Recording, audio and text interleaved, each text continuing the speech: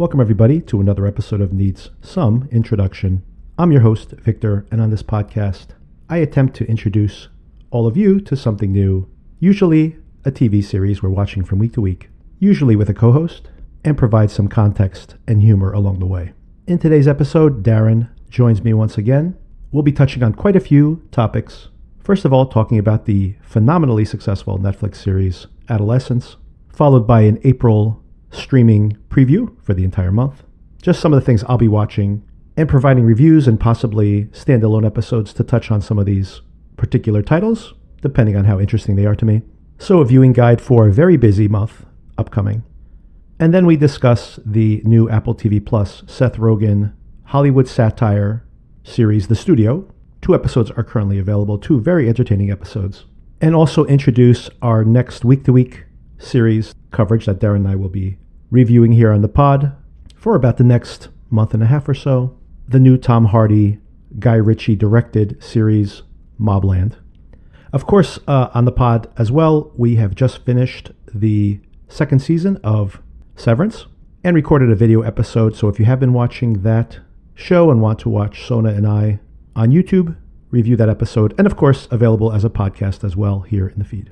Some of the less detailed coverage episodes that I'll have, some shorter ones, may very well just end up on YouTube. I will let you know if that turns out to be the case, or subscribe to us on YouTube and keep an eye out for any of that upcoming content. Of course, subscribe to the pod so you get notifications when all this content becomes available. And as always, reach out to us, needssomeintroduction@gmail.com, with any of your feedback. What shows are you most looking forward to in April based on the descriptions I give in this episode? Or maybe I missed something and you are curious to add it to the list? Feel free to email us at needssomeintroduction@gmail.com. With that out of the way, let's get into the conversation. I wanted to kick things off with a little bit of a preview for everybody of things that are upcoming throughout April. March has been very busy as far as releases go, but most of these things I think were not the highest quality. Of course, some very big titles are approaching the end or wrapping up, like Severance. So maybe they didn't want to have too much competition on the... So I did dip into some of these March releases, not really enthused by most of what I saw, but April is chock full of interesting titles. And Darren, I'm going to run them down, make a few pitches here to the audience and to you in general, and you can give me a feel for which one of these you're on board with or not. Okay, let's do it. I'm not sure if you've seen this, but the one huge breakout of March was Adolescence on Netflix. Have you watched this? I was excited about this show because I heard every episode was shot in one take or one shot. I was captivated, absolutely loved this show, and it seems like it's taken fire, and every time I open a news site there's a new article about teenagers and about the emojis they use, or about violence against Yes. women, as all these things which are extremely important. But I thought the film was fascinating. I just want to see more dramas now that are filmed in one take, because I just thought it was so inventive, especially, I mean, all 4 episodes are very different. So some people prefer maybe the 3rd episode with the psychologist, which I thought was fascinating. But I thought they were all fascinating. They all gave the actors an amazing format to show their talents, and also it's just incredible the way that it's done. And so I was all on board with this show, and I thought it delivered, and I thought it was quite heartbreaking. I think that the audience scores are highest for that 3rd episode, I guess, because it's this 2 folks trapped in a room together, and that's always great drama. This kid, by the way, I don't know how old he is, a phenomenal actor for someone of his age, being able to pull off this oneer, basically this whole episode, which is just one shot. We'll be talking about oneers a couple of times in this episode, actually. But for me, the gut punch of the finale was, it's really where the emotion comes through. And it's funny because I think that's the episode that people see as a disappointment, because it doesn't feel like a procedural, like, I guess people thought that it would be play out more like a mystery, but it's really just a day in the life of the family now dealing with the consequences of everything that's happened before. And it's so mundane as it starts off, and it starts to escalate. But by the time I got to the end, I was so knocked out. And what an incredible performance there by Stephen Graham. Is that his name? Yeah, that's his name, and I think he was involved in creating it Yes, and one of the finding the writers. story, Hmm. and I mean, incredible talent. We've always known he was an amazing actor, and I think it came out of that film Boiling Point, which he did a Yes. couple of years ago, which I was a Yep. big fan of as well, which is also one shot. I think they did Hmm. 4 or 5 takes Yep. over a few days. But yeah, as the father of a teenage boy, Hmm. I'd actually be interested in watching it with him to see what he thinks about it because, I mean, we have the idea of what is happening in their high school, and then they have a completely different Right. idea about what's happening. And especially that second episode, which I think it was the second, which goes through the high school, Yep. and people are like, they're not doing anything. What are they doing? They're not learning. They're just mucking around. And it's Right. like, I think it's actually quite true to life that there's kids that can slip through the gaps very quickly. I had one of my nephews that went down a rabbit hole of following up on some of these types of toxic masculine media that really YouTube is popularized. And by the way, the New York Times had. If you haven't listened to this, I recommend this really highly to everybody out there who is curious about this topic. There was a podcast series from about 2 years ago called Rabbit Hole, and it Mm. is interviewing somebody who's come out the other side, a young man who now is a little bit older. The way that it starts, he looks at his YouTube history, and they're looking at how he's literally going from one episode to the other, one video to the other, and he sees how he's slipping into these online communities. It is touched on here in the show as well. And it's a really fascinating exploration of how easily the algorithm itself can simply just start feeding in to your tastes and what you click on, and how that could very quickly become a very toxic stew, especially if you are a young man who is oftentimes spending a lot of time alone. And apparently, this is kind of a plague among young men. A Wall Street Journal article, they're just talking about like what's wrong with men in America. And I assume this is globally as well as some of the other richer nations. These men are living longer and longer with their parents. They're entering the job market much later. They're not going to college in the same percentages as women are. They're not dating, and they're spending a lot of time alone, a lot of time alone. And they're finding their way into these online communities. And it is a reality that we all are dealing with as parents. But do track that down. It's fascinating. It's called Rabbit Hole, and it's available as a podcast. You can binge it now. It's about 2 years old and highly recommended, and touches on some of these things. The second episode of this show I found kind of shocking how terrible the school experience is. And our high school is not this bad, I have to tell you. Like, it does seem to be that every time I watch these British crime shows, high school seems to be a true cesspool.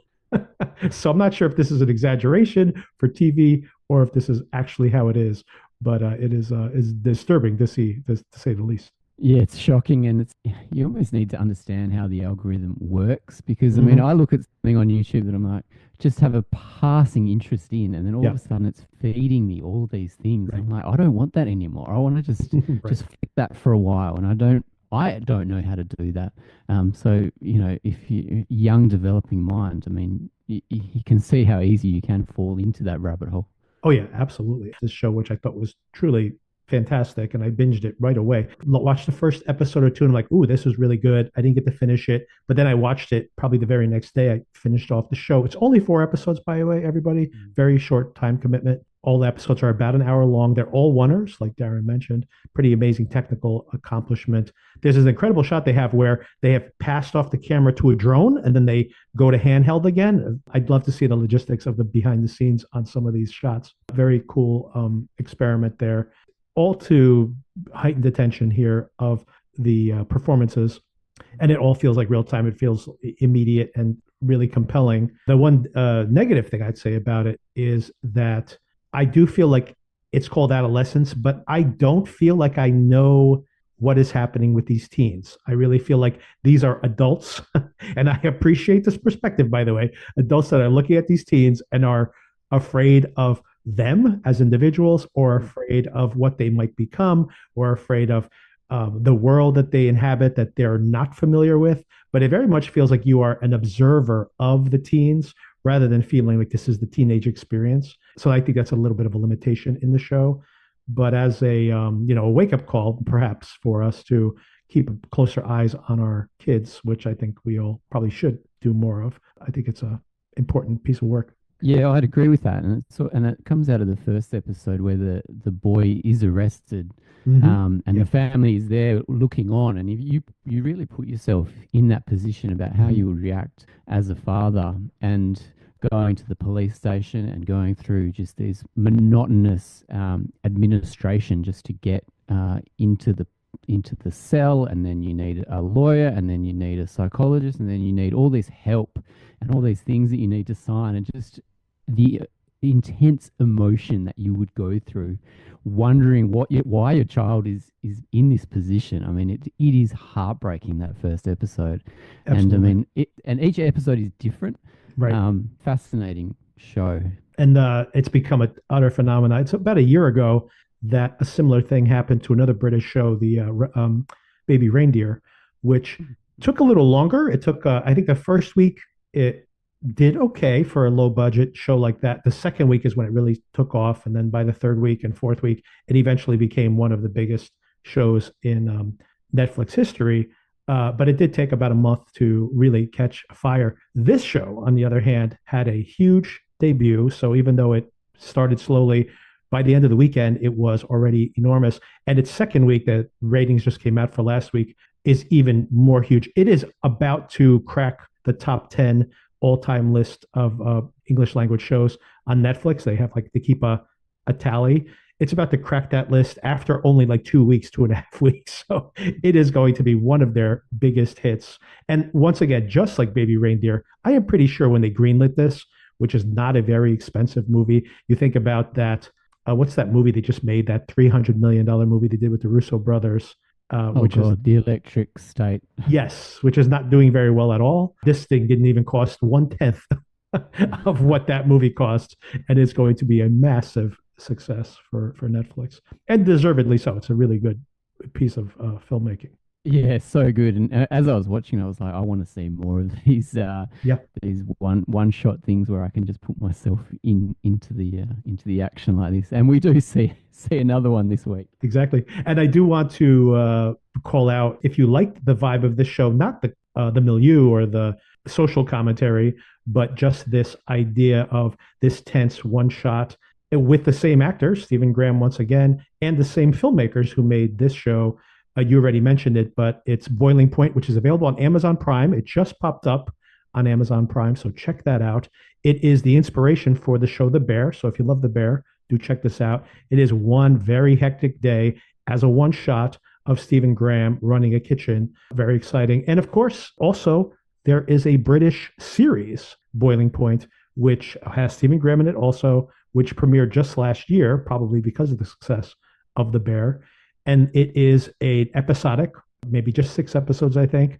And each one is a oneer. So very much the template of this show. So check those out. You'll definitely like them. I don't think anybody I've recommended that to hasn't loved it. So do check it out. If you're a fan of The Bear, if you're a fan of this, you're a fan of Stephen Graham, you're going to like it. So check those out.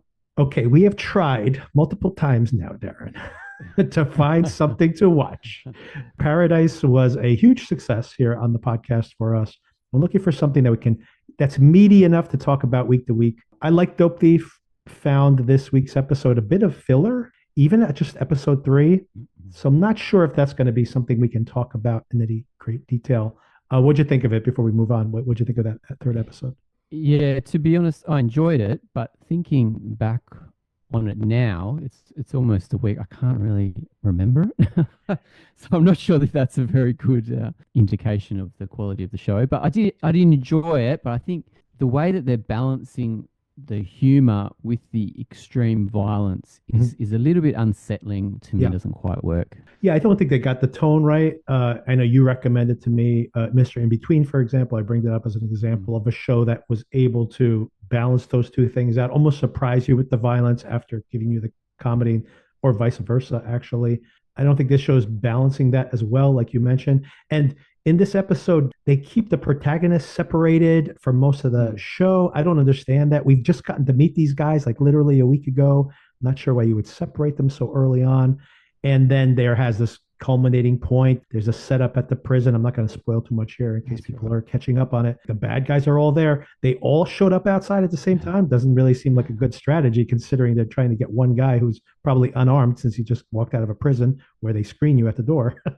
So it just seemed like a very much of a nothing burger episode and a little early for that, considering this is a very short season. I enjoyed it, but I just don't know if there's enough here to go week to week with. And then of course this critically acclaimed studio show, which we're about to discuss here. But even seeing this, very much enjoyed this, by the way. Again, other than that scene was really funny. I'm not sure how much there is to speak on these episodes. So I do think, Darren, here's your homework for next week, and for all of you out there. I think we're on to, I've already announced this to you, so not a surprise to you, but maybe to the audience. I think the next watch for us is going to be Mobland, which comes to us from Ronan Bennett, is the creator of the show, who just was the showrunner and creator of Day of the Jackal, very popular here on the podcast. And Top Boy, by the way, which I've never seen, but I've heard very good things about. And all these scripts are written by Ronan Bennett and Jez Butterworth, who's one of the brothers who wrote The Agency, which we just wrapped up recently here as well. So we have a lot of shared DNA here. We got the Day of the Jackal connection. We got the Agency connection, directed by, the first two episodes at least, directed by Guy Ritchie, another person I'm usually interested in his work, and featuring Tom Hardy, which has emerged from 8 years of playing Venom. Finally, is going to do something other than play Venom. He's already started. He had the Bike Riders last year, which was good. I liked it. Not great, but I liked it. We have Havoc. We touched on briefly with the one-man wrecking crew recommendations last week. So that movie is coming later this very month.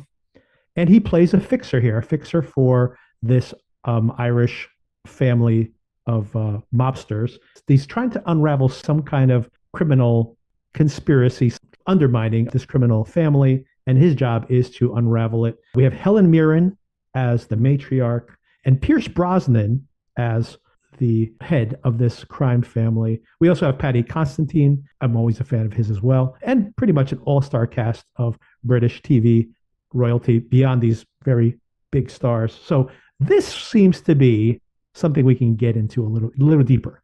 Okay, you're doing a good sell. There's I think you had me at Guy Ritchie and The Agency and Day of the Jackal, I think so.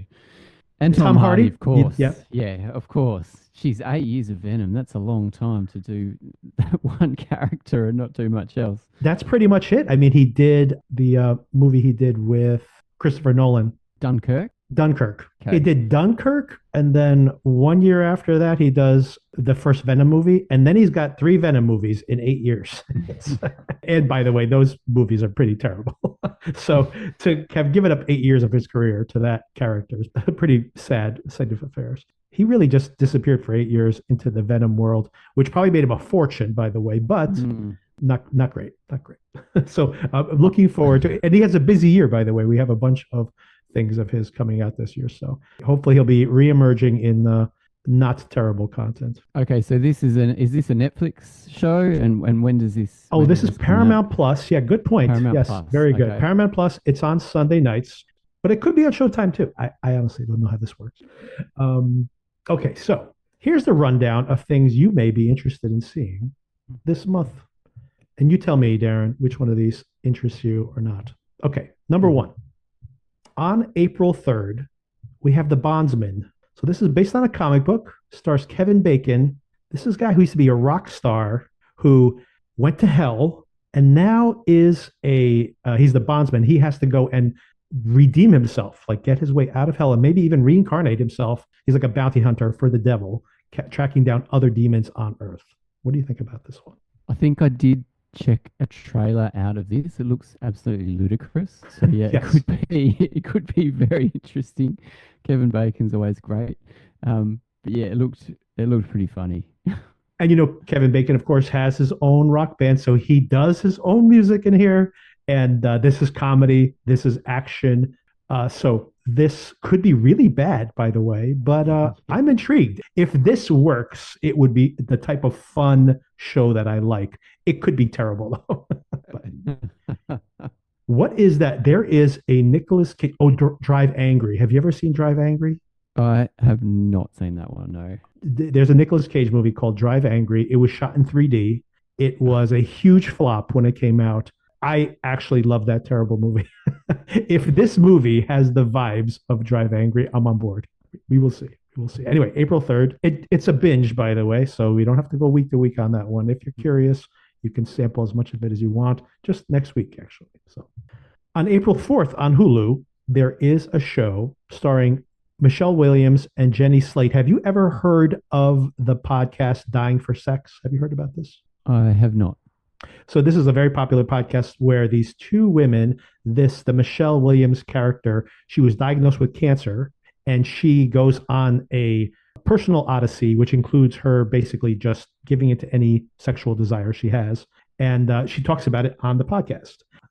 But I'm a big Michelle Williams fan. I'm very interested in this idea of, exploring your inner fantasies and basically your confrontation with death as a trigger for it. So I am curious about this one. That does actually ring a bell, that real life story, and that sounds fantastic, doesn't it? Sounds like you go anywhere with it.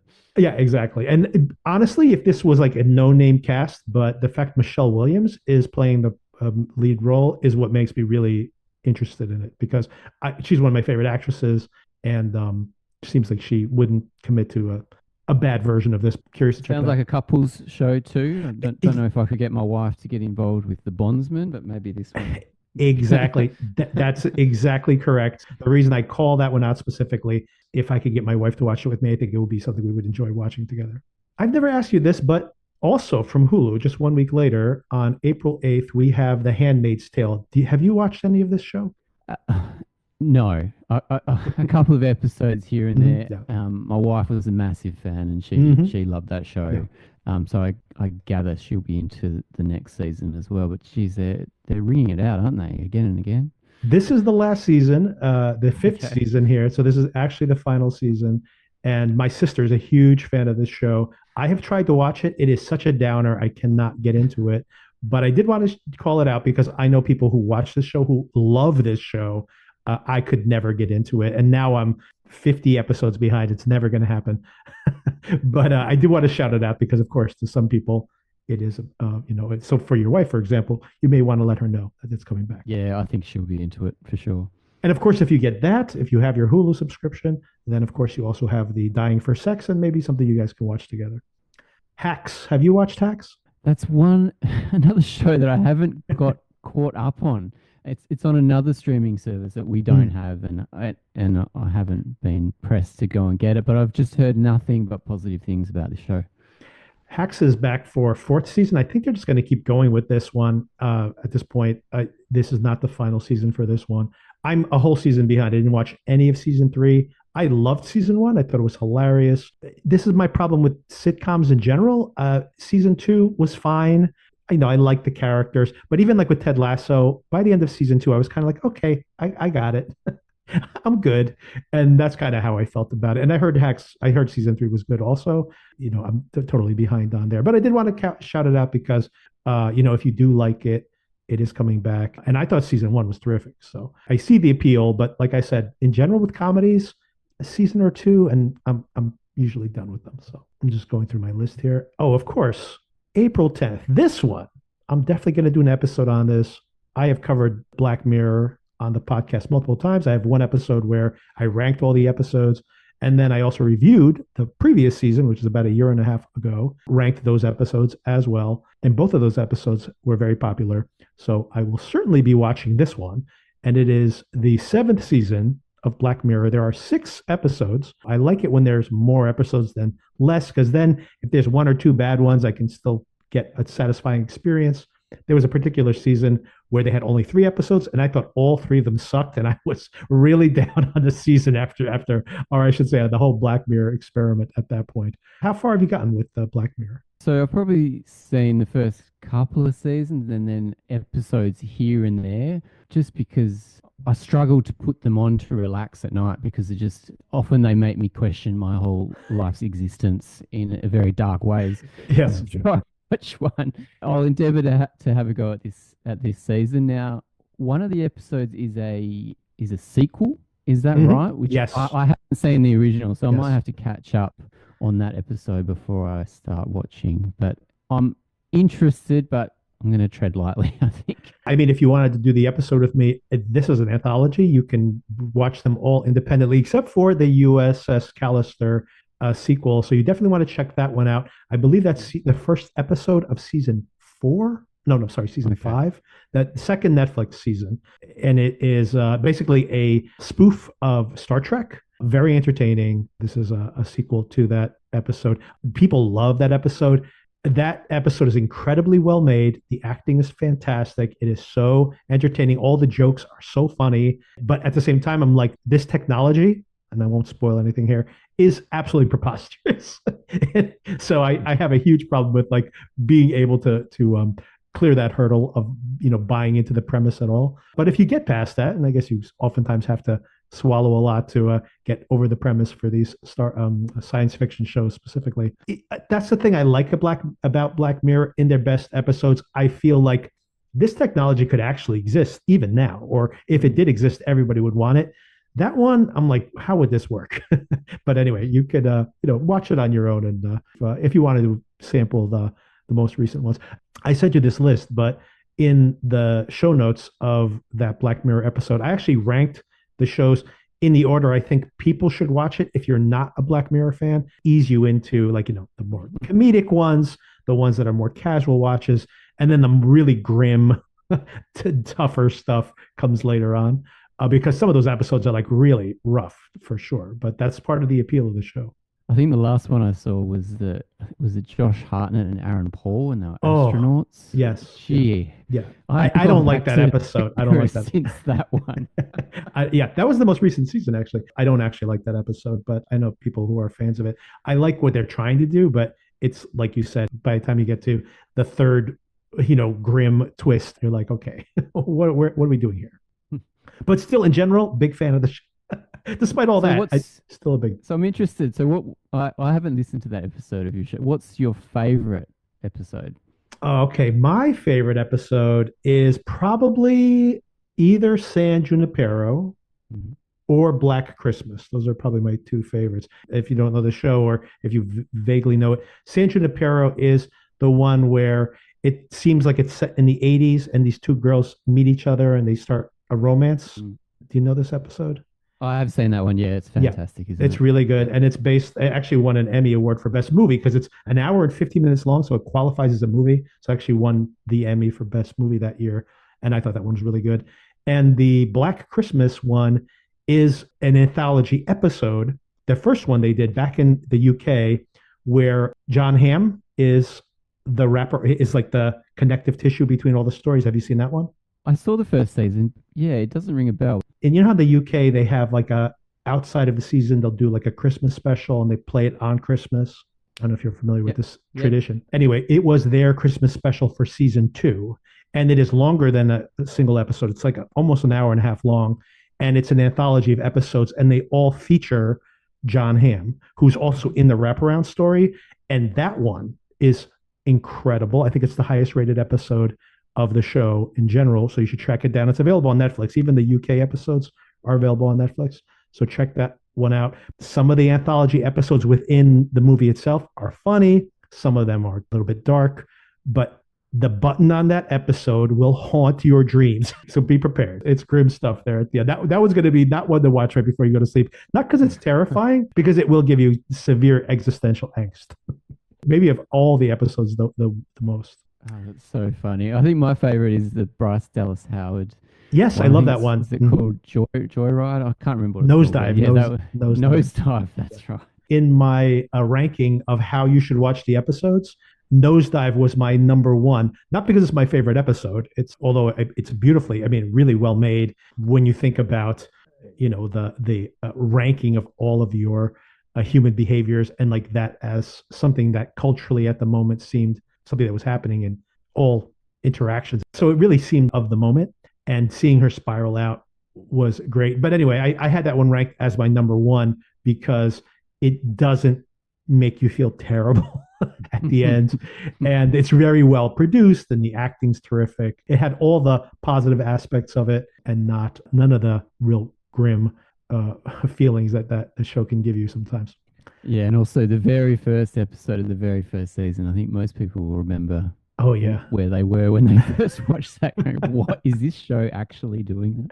Yeah, I remember like when I first saw that very first season of that show. It was not available in the U.S. And it was just something that people buzzed about on the internet, but it wasn't available. And I watched that episode, and it was good. But I was like, wow, this is the show everybody's talking about. Damn, this is like rough stuff. It's like pretty bleak. And then I watched the rest of it, and I liked the rest of the season better than that first episode. I think it's in the first season, the one with Domhnall Gleeson dies early on, and then his wife starts to talk with the chatbot. Is that, do you know which one I'm talking about? Yeah, that rings a bell. That's one of my favorites for sure. And I think about how people have these relationships with their AI now, these chatbots, all foretold in that episode from over 10. I mean, it's like 15 years ago now, the first season of that show. Yeah, is it Charlie Brooker? Charlie Brooker? Charlie Brooker, yeah. Yeah. He's just on point with his ideas. I mean, he just seems like he's years ahead, and these things just come true. It's so scary. It's really true. As the reality of the world has caught up to him, the show isn't as spot on as it was before. And it's also, I mean, there's a lot of pressure here. He's got this Netflix money. Absolutely. He's got to do 7 or 8 episodes, as opposed to this idea of just dropping like 3 episodes every 3 years or something. The pressure was much lower back in the day. I think the batting average for these episodes, there's some terrible ones, to be honest, but the batting average is still like 75, 80% really good stuff. And even the bad ones, I think, have moments. So I'm always on board for this project of his. Oh, and even better is that in the most recent season, for me, there were people who were so angry that he had not Black Mirror, there was a Red Mirror episode. Brooker announced that there will be Red Mirror, which are going to be horror anthology episodes. And people were so mad. This isn't horror, this is sci-fi, even though there has definitely been horror in this show, by the way. But I'm like, hey, Brooker has a spin-off of horror. I'm 100% on board for that one. Give me a Black Mirror. Give me a Black Mirror season and then a Red Mirror season. Keep it going. I'm on board. That sounds insane. Yes. Yeah, and I think that's the plan at some point. So. Didn't they have like a choose your own adventure episode? Yes. As well. Yep. Yeah. Did you ever see that one? I did. Yeah, just because it was different and new. But I don't have very strong feelings about it. I'm still on board with it, though. Still on board. And then just one day after that, of course, our next big, probably signature watch along here for the podcast in general, your friends and neighbors. Very much looking forward to this. Have you seen the trailer for this yet? I have not seen it, no. This is John Hamm. This has already been renewed for season 2. It's on Apple TV Plus. It is about a rich guy who loses his job and he lives in this beautiful gated community right on a golf course. He suddenly needs money to keep appearances up. So what he decides to do is he walks around his friends' houses and he sees how they're so wealthy. They have so many things they don't even use. So he starts to break into their homes and steal their stuff to pawn. So he becomes a criminal, stealing his own friends' and neighbors' things, where the title comes from. But simultaneously, when he's actually breaking into all these people's homes, he starts to discover their secrets, and all of them have dark secrets that they're hiding from each other as well. This very intriguing, comedic, but very much a thriller from seeing the trailer. That seems to be stakes get very high. He starts, hanging out with these underworld figures and getting deeper into that part of it. And of course, still maintaining this facade that he's still this rich, successful guy. Really looks great. And it's like a perfect role for him. Yeah, you always got to ask, why is it getting renewed for a second season before it's even come out? So. Yeah, apparently Apple loved what they saw. And they not only did they renew it instantly for a season 2, they started to announce it back in October or November when they finished wrapping on season 1. They started to do promotion for it. These guys fell in love with the show like when it was like in production still. So from seeing the trailer, I can see the appeal of it as well. So definitely looking forward to this one.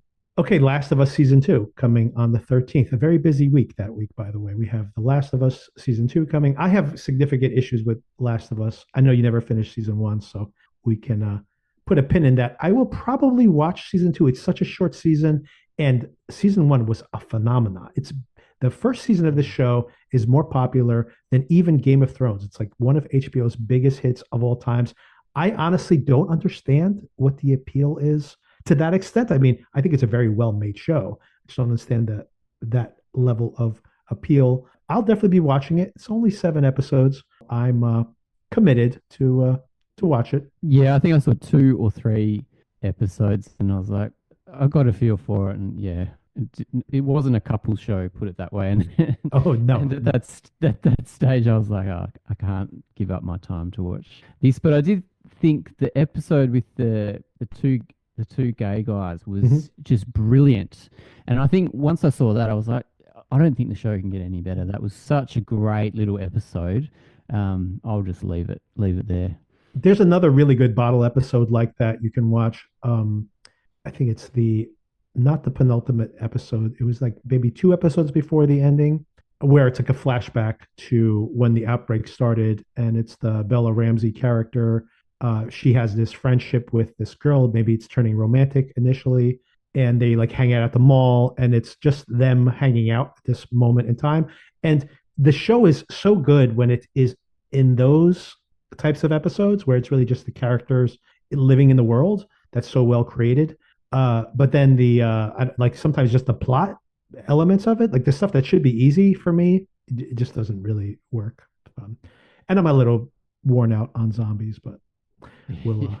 But yeah, like I said, 7 episodes. I'll give it a shot. The Rehearsal. Are you a Nathan Fielder fan? And did you watch season one of The Rehearsal?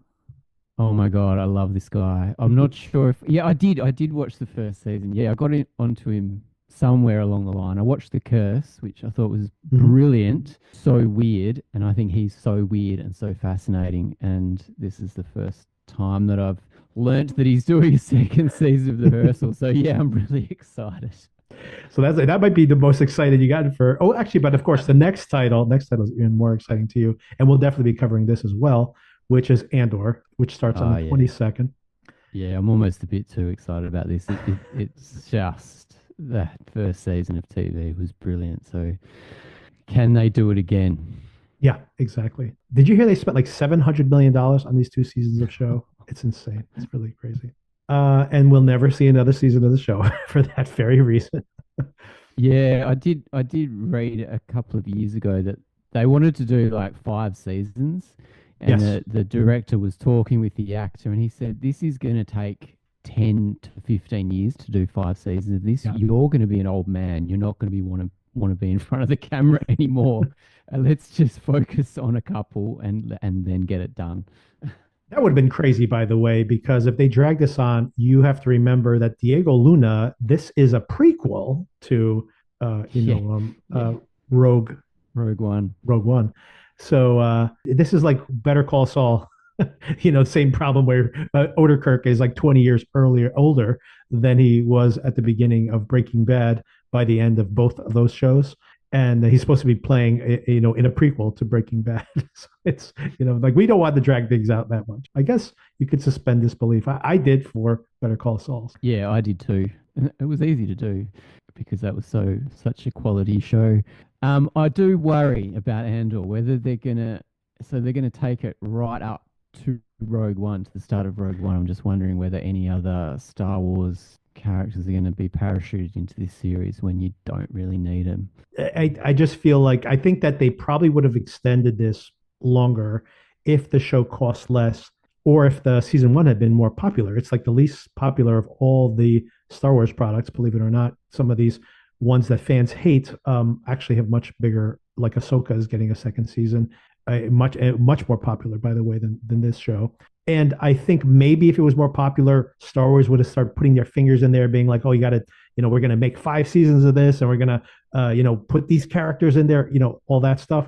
I think, given the fact that they're just kind of letting him wrap up the story, and that they gave him a huge budget for it, obviously they want to keep him happy. Other than that, they're just going to let him do it the way he wants to. I don't think they're going to try to mess with it because it's not like Andor's suddenly going to become a huge blockbuster for them. But and hey, I don't care. I just want a good show.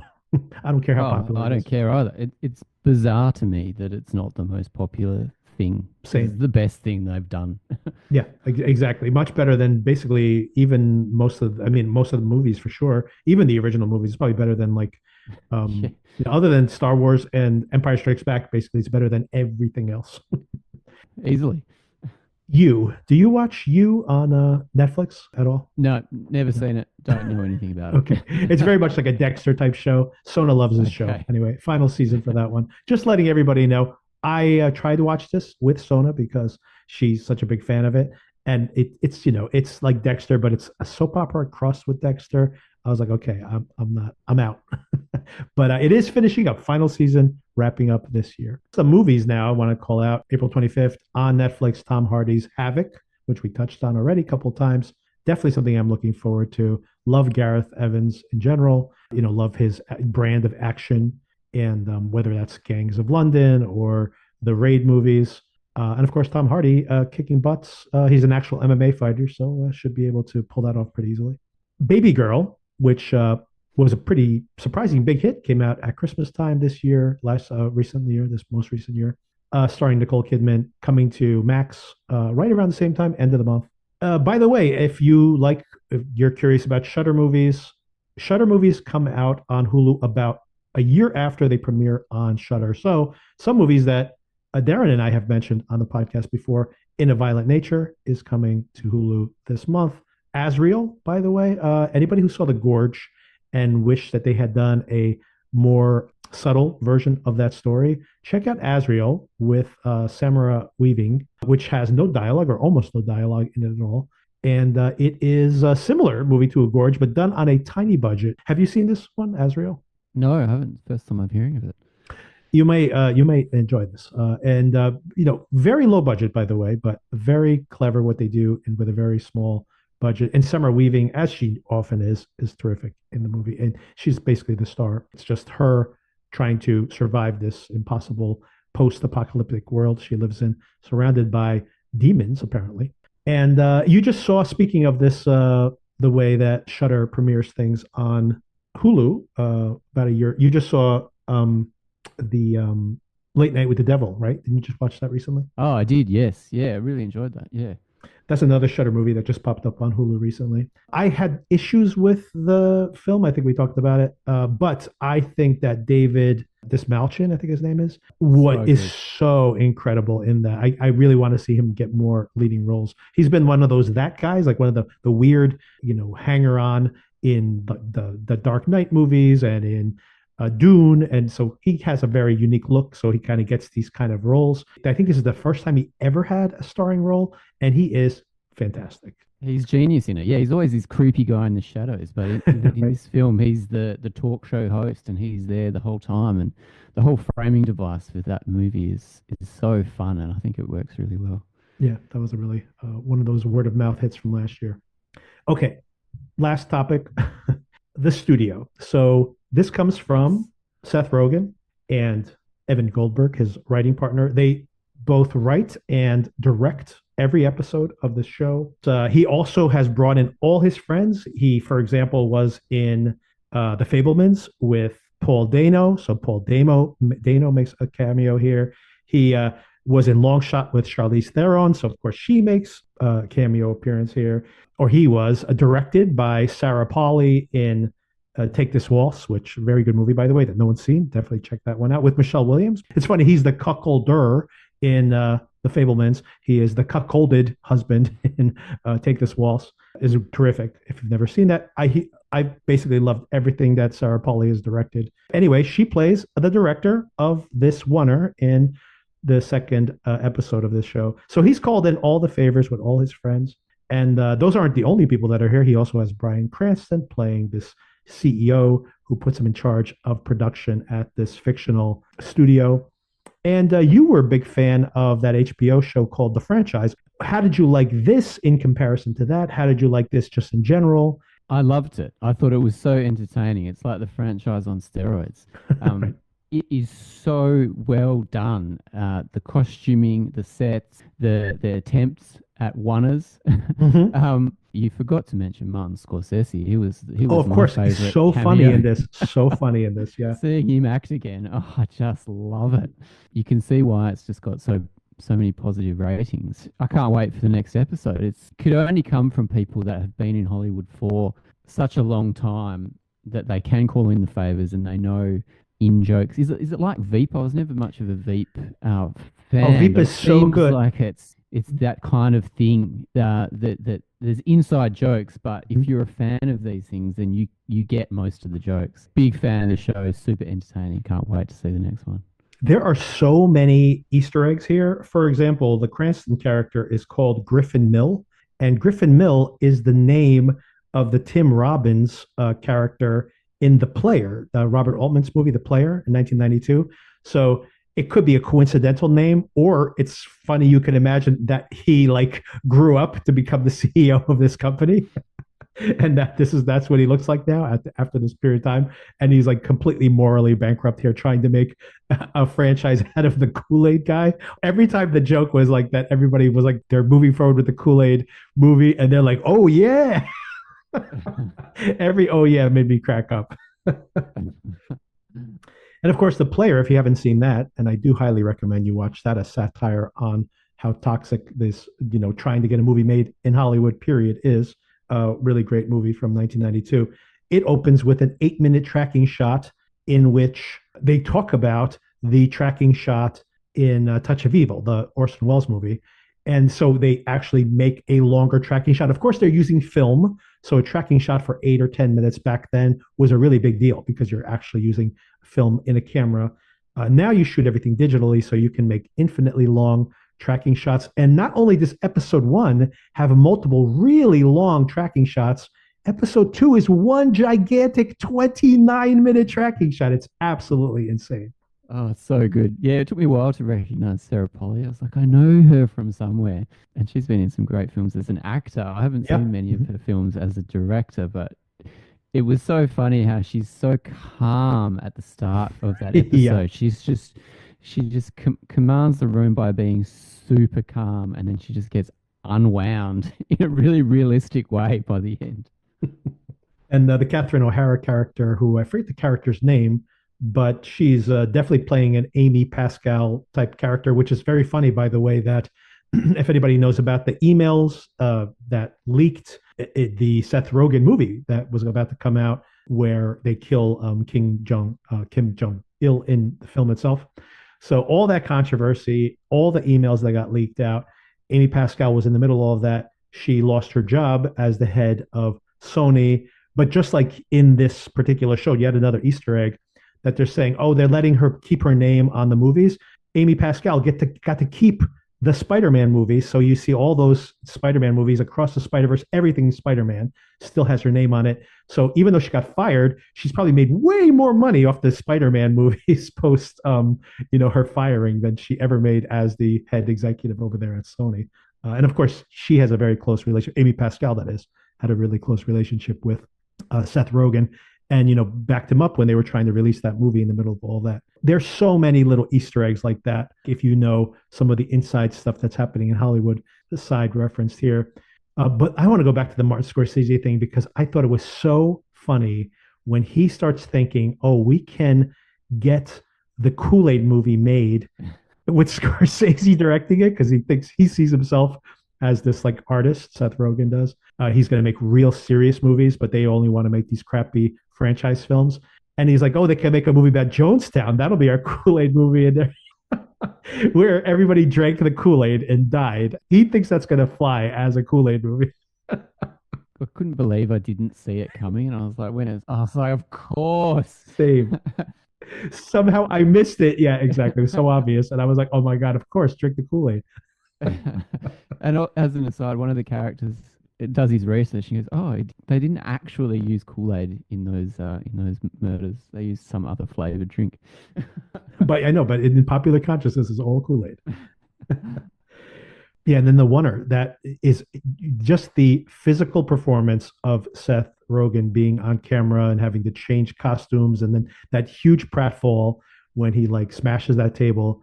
all of that Oh, being orchestrated, and Sarah Polly, of course, pretending to be or acting as the director in the scene. And Greta Lee, man, when he comes out of the bathroom and he interrupted her shot, oh, oh, oh.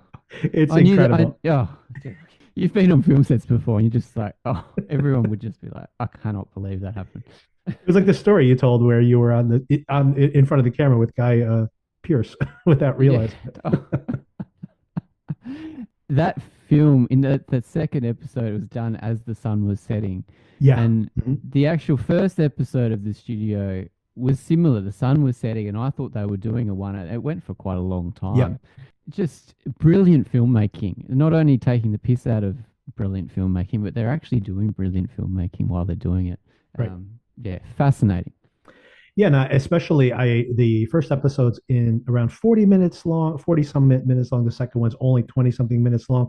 It might have been because it was a oneer that it was a shorter episode. So I would assume these episodes are not going to go significantly longer than that. I am 100% on board. So I'm very entertained by it. If you like inside Hollywood, this is a real blast. I mean, beautifully made. At the same time, completely taking the piss out of the completely compromised studio system in Hollywood. Every once in a while, they still make great movies. If you like that's kind of the battle between commerce and art that is the movie industry. I think this is a lot of fun. Yeah, so I'll definitely keep checking in with this one. And just the fact that the success of the Barbie movie is hanging over these Yes. this in this world, it's also hanging over our world. What's going to be next? How can you get like an indie type director to direct a Mattel toy to say something about society but also make $1 billion? It's just maybe you can't. Maybe that was a one off. Oh, I We think need to that accept definitely is a that. one-off. I remember seeing the trailer for Barbie and just thinking to myself, like, what that is going to be a fiasco, like a total fiasco. And yeah, and then it makes $1.5 billion. It's one of the, makes more money than the Avengers movies. It's absolutely insane. But yeah, I mean, I don't know if a Kool-Aid movie would really be where I would go with that. Oh man, remember when they made Battleship into? Oh man, that is insane. Yep, yep. I've seen Battleship. Which was basically Transformers. It's hilarious that they made the Battleship is basically just a Transformers movie, but then they turned into like the pegs, like from insane. Like I'm like, what are you guys trying to do here? What were the other things they mentioned here? They're having making a Jenga movie, The Jenga movie. wooden blocks. Yeah, I'm not sure what else they could possibly make. All right, Darren, thank you again for the conversation. Thanks so much. All right, have a good week, and remember to watch Mobland. All Okay. All right. Cheers, right, Victor. all right, take care.